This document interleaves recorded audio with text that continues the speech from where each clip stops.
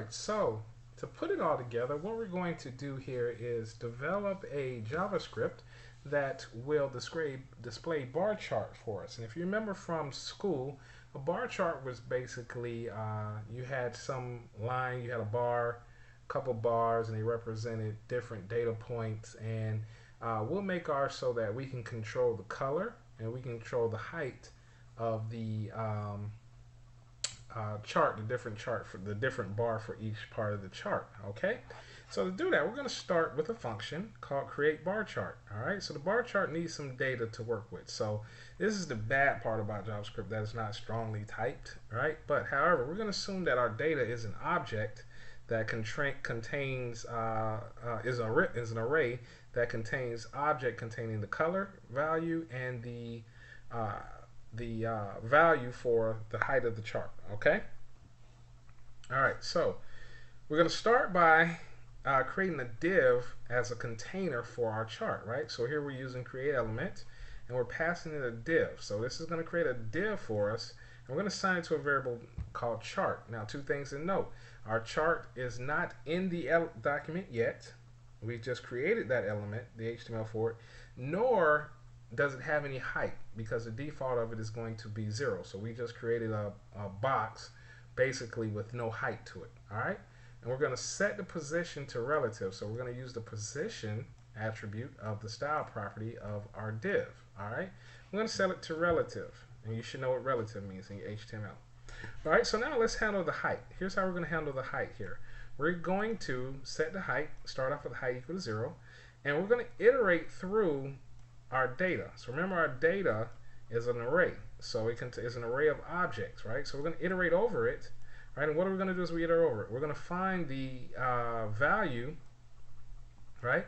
And we're going to get the max value, the highest value in our array list for the value attribute, and we're going to set that to the height. So our height is going to be equal to the highest value of our bar chart. So whatever element has the highest value, we're going to set the height equal to that. All right.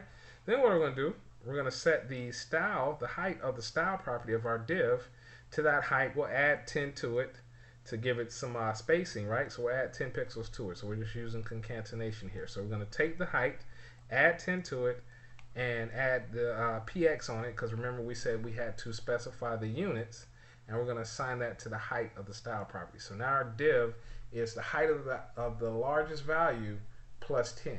All right. Let's give it a border, right? So we set the bottom border style to solid, and we're going to set the width of the border to 1 pixel. All right. So we just gave our chart a bottom border. All right. So now let's handle going through the data. So we're going to start with the bar position. Set that equal to 0. All right. And we're going to set the width of the bar to 50. So now each one of our bars is 50 pixels wide. All right. All right. Let's iterate over the data here. So now we just have a basic for loop where we iterate over the data. All right. We're going to take the data in the ith position, which is going to be an object, right? It's going to be an object. So we're going to assign that object at the ith position to data item. We're going to create a div for the bar, set its position absolute, set its position to whatever bar position is. So here the position is 0, so this is going to be to the far left, so 0 pixels. All right, we're going to set its width. So we said our width is 50. So our width of our bar will be 50.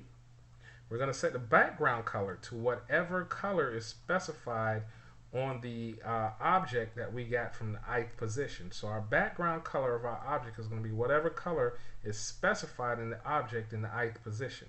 Okay? And we're going to set the height in pixels to whatever value is set on our object in the ith position. And of course, we're still setting it on style. All right, we set the border style to rich, and we set the border color to the same color as the rest of the bar. All right. Now this stuff just adds some extra coolness to it. So we're setting the drop shadows, you know, either with the Mozilla Box Kit or the WebKit box shadow. All right. So nothing special there. Set the border radius, and we're setting the background image to a linear gradient. All right. All right, nothing special there. All right, and we're setting the star for the bar. We're setting the bottom to 0 pixels, so it's flush at the bottom of the containing element. Finally, we're going to take that bar and we have to append it to our chart. All right. Then we're going to increase our bar position, right? So we can move over to where the next bar is going to start. We're going to take the existing bar width, which is 50, multiply it by 2. So now that gives us 100. So now our next bar graph will start, the bar line will start at 100 pixels. All right. So that gives us 50 pixels between. All right. And then finally, we return the chart. Okay.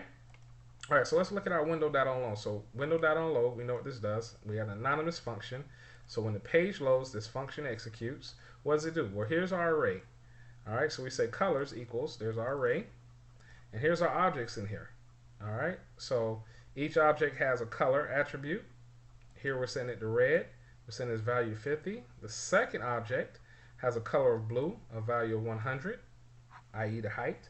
And the third one has a color of green and a value of 75. All right, so we call our create bar chart, passing it our array of colors and values, and we get back a chart object, and then we append that entire thing to the body of the document. So document.body.append child. Okay, so over in the HTML, we just have our simple HTML. We include our script.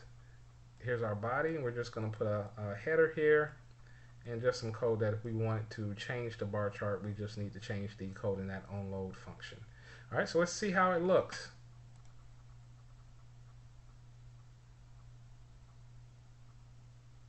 And voila, there it is. Red, blue, green. All right, awesomeness. So play around with that. I'm going to put the source code in the supplements folder. So play around with it. Make sure you understand it and let me know if you have any questions. All right, take care.